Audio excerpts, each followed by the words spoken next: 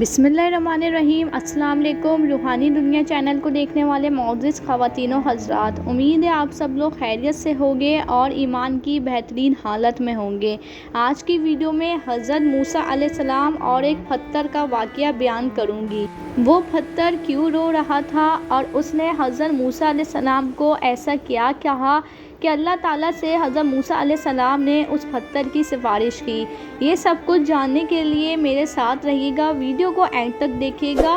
اسلامی واقعات کو قرآن و حدیث میں جاننے کے لیے میرے چینل پہ نئے ہیں تو میرے چینل کو سبسکرائب کر کے بیل آئیکن کو پریس کر دیجیے گا۔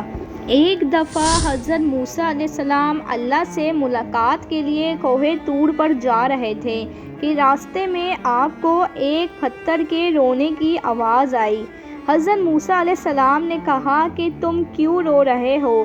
تو پتھر بولا، مجھے اللہ کا ڈر ہے کہ قیامت کے روز کہیں اللہ تعالیٰ مجھے جہنم میں نہ ڈال دے۔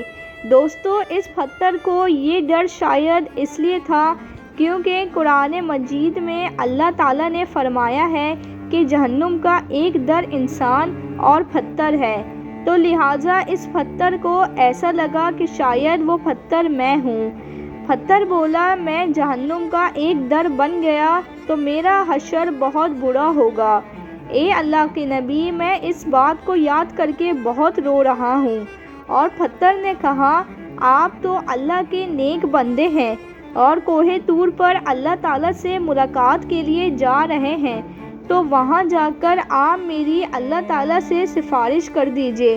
حضرت موسیٰ علیہ السلام نے پتھر کو تسلی دی کہ میں اللہ سے ملاقات کے لیے جا رہا ہوں، وہاں جا کر تیرے لیے اللہ تعالیٰ سے لازمی بات کروں گا۔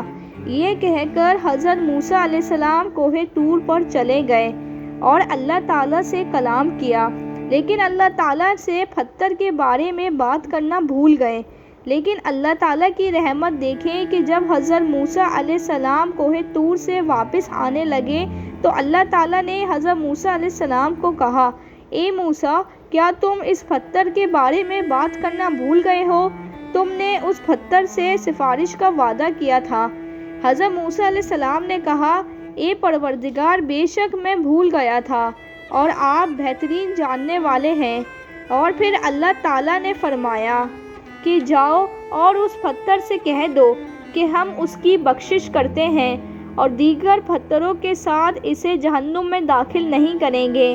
حضرت موسیٰ علیہ السلام اللہ تعالیٰ کی بات سن کر بہت خوش ہوئے اور اس پتھر کو خوشخبری دی اور واپس چلے گئے۔ پھر کچھ دن بعد آپ اسی راستے سے کوہ طور اللہ تعالیٰ سے ملاقات کرنے جا رہے تھے کہ راستے میں اسی پتھر کے رونے کی آواز آئی، تو آپ نے پوچھا، اے پتھر، تم اب کیوں رو رہے ہو؟ تو پتھر بولا، میں اس وقت اللہ تعالیٰ کے ڈر اور خوف سے رو رہا تھا اور اب میں اللہ تعالیٰ کی محبت میں رو رہا ہوں۔ اے اللہ کے نبی، اللہ تعالیٰ نے مجھ پر اپنی رحمت برسائی، کیا مجھے اللہ تعالیٰ کی محبت میں رونا بھی نہیں چاہیے؟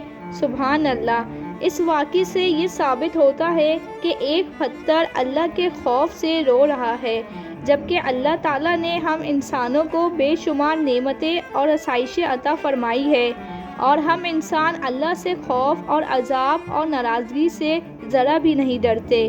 میری ویڈیو آپ کو دیکھنا اور سننا اچھا لگا ہو تو ویڈیو کو لائک کر کے شیئر کر دیجیے گا، اور ایسی اسلامی واقعات کی معلومات جاننے کے لیے میرے چینل کو سبسکرائب کر دیجیے گا۔